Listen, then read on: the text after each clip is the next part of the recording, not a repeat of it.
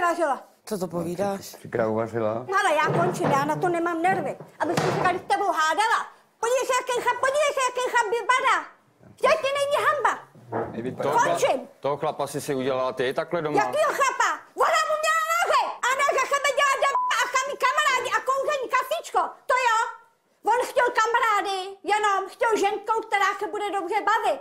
Jenže já jsem ta, který se nebaví, který nekouří, který ty nepije. se nestaráš ani o ty děti, já jsem tvoje Já děti. se nestarám, co lžeš, ty vole, jdi do prdele, ty vole. Já jsem naučila tvoje Já děti. se s tebou vůbec nebudu bavit, o čem? Já jsem naučila tvoje děti mít si ruce. Ale že si to takhle neprojevovala u nás. Mě to nezajímá, ty na mě nemluv. Ty tvoje děti nemají základní hygienický návyky. Cože? Co lžeš, ty vole? Oni nevědí, co to je mít si ruce po Ty záchodě. děpá jeden za špany, ty vole. Ale uklidni se.